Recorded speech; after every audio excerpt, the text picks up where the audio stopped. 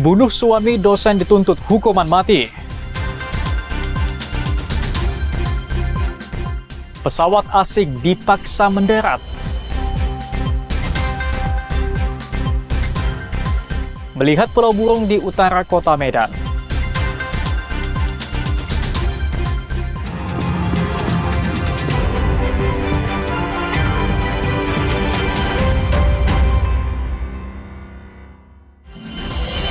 Halo, selamat pagi saudara. Kompas Sumut hari ini hadir dengan beragam informasi penting dan menarik dari Sumatera Utara. Selain 3 sorotan tadi, sejumlah informasi lain akan kami sajikan dalam Kompas Sumut. Bersama saya Emir Syafurba, inilah Kompas Sumut selengkapnya di Kompas TV, independen terpercaya.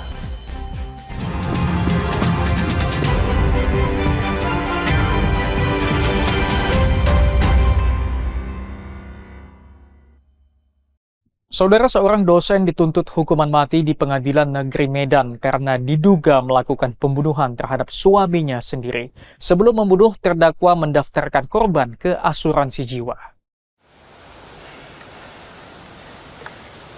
Dalam sidang lanjutan di Pengadilan Negeri Medan, Jaksa Penuntut Umum menyatakan terdakwa Tiromsi Sitanggam, seorang dosen dan juga notaris, telah terbukti melakukan pembunuhan berencana kepada suaminya pada bulan Maret 2024 lalu di rumahnya di Kecamatan Medan Helvetia, Kota Medan. Jaksa menyatakan perbuatan terdakwa melanggar pasal 340 junto pasal 55 ayat 1 KUHP. Untuk itu terdakwa dituntut dengan hukuman mati. Usai mendengarkan tuntutan, terdakwa menyatakan akan mengajukan pembelaan. Terdakwa sendiri sebelum melakukan pembunuhan mendaftarkan suaminya ke asuransi jiwa dengan klaim polis sebesar 500 juta rupiah. Terdakwa juga melakukan rekayasa penyebab kematian suaminya dan menyatakan korban meninggal akibat kecelakaan lalu lintas. Dalam kasus ini, petugas kepolisian masih memburu supir terdakwa yang diduga terlibat dalam aksi pembunuhan terhadap korban. Roganda Malau, Kompas TV, Medan, Sumatera Utara. Saudara, sebuah video yang memperlihatkan mobil dinas Sipropam Polresta Tapanuli Selatan dikendarai anak di bawah umur viral di media sosial. Mobil dinas milik PLT Kasipropam Polresta Tapanuli Selatan diketahui dikendarai anaknya untuk jalan-jalan di Kota Medan. Gila, udah nabrak nih. Ini. Wah, gila, udah nabrak. Dalam video amatir yang viral di media sosial, mereka menyebut mobil dinas Sipropam Polresta Tapanuli Selatan kabur usai terlibat kecelakaan. Polisi sendiri membenarkan mobil yang ada dalam video viral tersebut milik Ibtu AF PLT Kasipropam Polresta Tapanuli Selatan yang tengah dikendarai anaknya yang baru berusia 16 tahun tanpa sepengetahuan Ibtu AF. Saat itu Ibtu AF tengah beristirahat di kediamannya yang ada di Kota Medan usai mengikuti kegiatan di Polda Sumatera Utara. Dari hasil pemeriksaan, anak Ibtu AF membawa mobil tersebut untuk jalan-jalan di Kota Medan. Terkait dugaan tabrak lari, petugas belum menerima laporan adanya kecelakaan yang melibatkan mobil dinas Sipropam Polresta Tapanuli Selatan. Jadi kendaraan itu adalah kendaraan dinas Sipropam Polres Tapanuli Selatan yang digunakan oleh PLT Kasipropam Tapsel yang saat itu sedang melaksanakan tugas dinas ke Polda Sumatera Utara. Dan pada saat yang bersangkutan sedang istirahat di rumah, kendaraan yang bersangkutan atau tersebut digunakan oleh anak yang bersangkutan dengan inisial AS, umur 16 tahun. Dipergunakan untuk jalan-jalan di Kota Medan. Polda Sumatera Utara sendiri tetap melakukan proses terhadap Ibtu AF karena dinilai lalai terkait mobil dinas dibawa oleh anaknya. Dedi Zulkifli, Tarigan, Kompas TV, Medan, Sumatera Utara. Saudara, Satres Narkoba Polrestabes Medan menggerebek sarang narkoba di kawasan Kampung Lalang, Kota Medan. Polisi sempat dihadang ranjau kawat berduri yang dipasang pelaku di sekitar barak narkoba.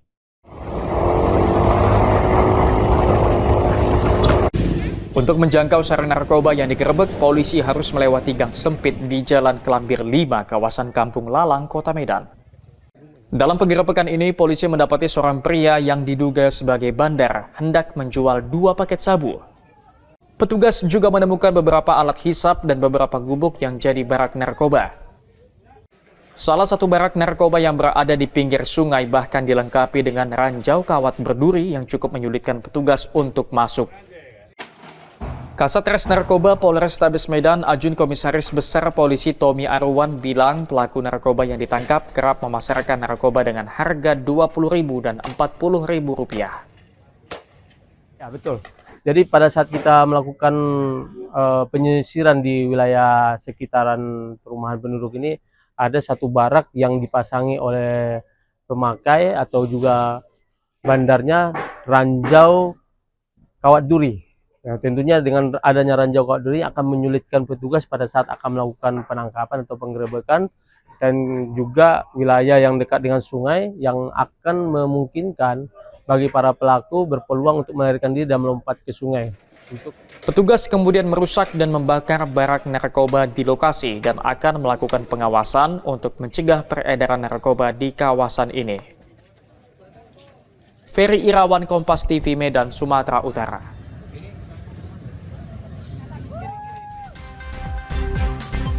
Pesawat asing dipaksa mendarat, saksikan usai jeda.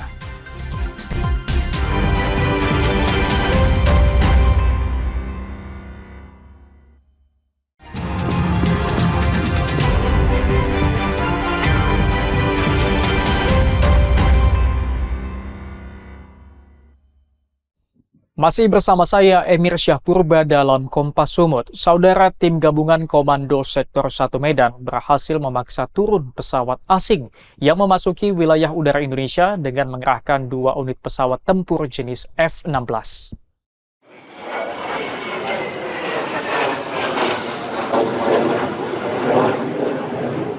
Komando Sektor 1 atau Kosek 1 Medan bekerja sama dengan sejumlah unsur menggelar simulasi pengamanan udara Cakra C tahun 2025.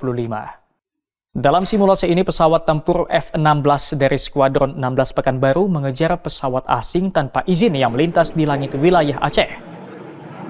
Proses negosiasi pilot F-16 pun terjadi. Pilot F-16 milik TNI Angkatan Udara memaksa pesawat asing tersebut turun atau force down ke Pangkalan Udara Suwondo, Medan. Personil Kopasgat TNI AU dari Batalion Komando 469 yang berada di Pangkalan Suwondo langsung melakukan pemeriksaan pilot dan awak pesawat asing tersebut. Sejumlah barang bawaan diperiksa untuk mengantisipasi barang berbahaya. Menurut Komandan Kosek 1 Medan, Marsma TNI Imam Subekti, menjelaskan latihan rutin ini digelar Kosek 1 Medan sebagai unsur penegak hukum di wilayah nasional Sektor 1 wilayah Sumatera, meliputi wilayah udara Aceh hingga perbatasan Lampung dan Jambi. Kegiatan ini juga melatih koordinasi sejumlah unsur di bawah Komando Sektor 1 Medan, seperti satuan radar, pesawat tempur sergap, dan unsur pangkalan udara di wilayah Komando Sektor 1 Medan. Kita sudah siap juga. Jadi kemarin penindakan kegiatan ini merupakan bagian dari program kerja kami sebagai unsur penegak hukum di wilayah udara nasional di wilayah Sektor 1 yang meliputi sebagian besar wilayah Sumatera, mulai dari wilayah udara sekitar Sabang sampai perbatasan antara Provinsi Lampung dan Provinsi Jambi. Baik Pak, untuk tema latihan Cakra ini sendiri apa ya Pak? Tema latihan kali ini adalah menegakkan hukum di wilayah udara nasional serta melaksanakan operasi perairan udara secara terukur, secara terencana dengan baik, dan juga melibatkan semua unsur-unsur yang terkait sesuai dengan kesepakatan bersama yang telah ditandatangani pada bulan Maret 2025 yang lalu. Baik Pak. Latihan ini juga melibatkan unsur kementerian seperti Badan Karantina Indonesia, Bea Cukai, dan pihak bandara. Dedi Rizky Ginting, Kompas TV, Medan, Sumatera Utara. Saudara, komunitas Rumah Hela menggelar Festival Wisata Edukasi Leluhur Batak di Kabupaten Samosir. Dalam festival ini, Gubernur Sumatera Utara Bobi Nasution dibawa mengenal lebih dalam tentang leluhur suku Batak. Komunitas Rumah Hela yang selama ini concern terhadap budaya, asal-usul hingga leluhur Batak menggelar Festival Wisata Edukasi Leluhur Batak di kawasan Siogung-Ogung, Kecamatan Pangururan, Kabupaten Samosir. Gubernur Sumatera Utara Bobi Nasution yang hadir menyaksikan langsung sejumlah prosesi yang ada dalam adat suku Batak, mulai dari pengenalan Raja Batak dan para keturunannya hingga pengenalan cara menari adat Batak. Ia juga mendatangi lokasi sakral bagi suku Batak di kawasan Gunung Pusuk Buhit, tempat situs perhutaan Rumah Hela atau perkampungan anak si Raja Batak. Rangkaian festival yang digelar selama 10 hari mengambil tema Rawatlah Bumi, Lestarikan Budayamu. Pembina komunitas Rumah Hela, Hinca Panjaitan, bilang Gubernur Sumatera Utara sangat tertarik untuk mengetahui asal-usul leluhur dan budaya Batak lebih mendalam. Hari ini adalah tentang leluhur-leluhur yang diacarakan. Yang tadi beliau datang melihat sendiri, merasakan sendiri feelingnya, yang zaman dahulu kala, itulah yang kemudian kita gali. Nah, supaya apa? Supaya cerita Danau Toba itu nggak hanya cantik fisik di mata, tapi juga cerita tentang budaya dan tutur para leluhur ini. Nah, beliau itu tertarik sekali dengan storytelling itu, yang dalam bahasa Batak disebut torsa atau turi-turian gitu. Maka dia ingin bercerita, cerita ini. Nah, kemudian dia minta hadir sebagai bagian dari acara tadi itu pas sekali. Diharapkan dengan adanya festival ini, wisatawan tidak hanya menikmati keindahan Danau Toba, namun juga dapat mengetahui budaya serta adat istiadatnya. Armendo Sinaga, Kompas TV, Samosir, Sumatera Utara. Saudara, seorang warga kota Brastagi di Kabupaten Karo berhasil mengolah ikan red devil yang merupakan hama di Danau Toba menjadi abon yang memiliki nilai ekonomi tinggi. Usaha abon ikan red devil ini mulai dirintis Fitria Yuliani Sitorus sejak setahun yang lalu. Awalnya ia prihatin dengan banyaknya ikan red devil yang tidak dikonsumsi dan menjadi hama di perairan Danau Toba. Padahal ikan ini memiliki kandungan protein dan lemak yang tinggi dan sangat bagus untuk ibu hamil dan pertumbuhan anak-anak. Dengan menggunakan campuran rempah-rempah seperti gula merah, jahe, bawang yang dihaluskan, Fitria Yuliani mengolah abon ikan red devil yang diperolehnya dari nelayan di sekitar Danau Toba. Untuk 1 kilogram ikan red devil mampu menghasilkan sekitar 3 ons abon ikan. Saat ini, Fitria Yuliani memasarkan abon ikan red devil ini melalui daring. Ia menjual abon ikan red devil seharga Rp200.000 untuk 1 kilogram. Ada inspirasi membuat ikan red devil untuk menjadi abon. Karena kenapa? Red devil ini kan dianggap sebagai hama oleh masyarakat, dan berita itu sudah booming dari luar negeri bahwasanya red devil ini adalah hewan hama seperti itu. Jadi kita gunakan red devil ini, ternyata red devil ini mengandung protein yang cukup tinggi dan lemak yang tinggi untuk pertumbuhan dan perkembangan anak dan ibu hamil untuk mencegah stunting. Jadi sebagaimana yang pada saat ini adalah stunting itu digawe-gawekan oleh masyarakat dan oleh Bapak Presiden kita untuk dicegah. Jadi Dinas Kelautan dan Perikanan Kabupaten Karo sangat mendukung upaya yang dilakukan Fitria Yuliani agar populasi ikan red devil dapat dikendalikan dan mampu memberikan nilai ekonomi bagi masyarakat di Danau Toba. Jadi kedepannya dengan adanya nanti pengolahan red devil ini, populasi red devil di Danau Toba akan semakin berkurang, yang nantinya bisa meningkatkan produksi ikan endemik di Danau Toba, dan saat ini bisa juga nanti sebagai sumber pemasukan bagi nelayan-nelayan kita. Kini Fitria Yuliani berharap dukungan semua pihak untuk dapat mengembangkan inovasinya agar mampu mensejahterakan masyarakat di sekitar Danau Toba. Hendri Setiawan, Kompas TV, Karo, Sumatera Utara. Melihat pulau burung di utara kota Medan, saksikan usai jeda.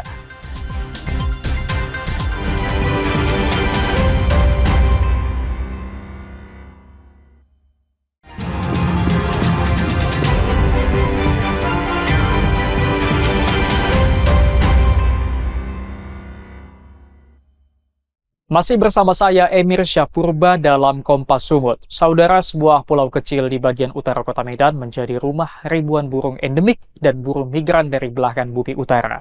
Selain menjadi rumah ribuan burung, pulau seluas 1,3 hektar juga menjadi benteng alami saat air laut pasang. Berada di bagian utara kota Medan, tepatnya di seberang Laut Belawan, Pulau Burung menjadi persinggahan banyak burung. Tidak hanya burung endemik Sumatera, melainkan burung migran dari belahan bumi utara. Terdapat 2 spesies burung migran yang terdata di Pulau Burung seperti burung gajahan benggala yang berasal dari Rusia atau belahan bumi bagian utara dan burung trinil. Burung-burung migran ini biasanya datang antara bulan November hingga Februari. Kelompok masyarakat pemerhati mangrove mengaku Pulau Burung ini awalnya hanya memiliki luas setengah hektar pada tahun 2011. Setelah rutin dilakukan penanaman mangrove, kini Pulau Burung memiliki luas 1,3 hektar. Kemudian kami mulai melakukan penambahan penanaman, dan akhirnya burungnya makin bertambah di situ. Nah, ini memang seharusnya sudah menjadi konservasi kita karena ini adalah kota Medan. Ya. Jadi masyarakat juga harus tahu bahwa di kota Medan ini ada pulau burung, yang di situ juga ada burung migran. Jadi ada 2 spesies burung migran di situ. Yang biasanya di bulan-bulan 11 sampai bulan-bulan Februari, ya mereka datang ke situ. Salah satunya gajahan benggala sama trinil, burung migran. Dan juga ada burung juga tongtong, burung bango tongtong. Pemerintah Kota Medan diharapkan memberikan perhatian khusus pada Pulau Burung. Karena selain menjadi rumah bagi aneka ekosistem, Pulau Burung juga mampu menjadi benteng yang menahan abrasi di perairan Belawan. Dedi Zulkifli Terigan, Kompas TV, Medan, Sumatera Utara. Saudara, hidangan gulai itik dengan sajian kuah santan menjadi menu primadona warga di Kabupaten Mandailing Natal. Betapa tidak, kuah santan dengan rasa pedas dipadu gurihnya daging itik dijamin akan membuat Anda ketagihan.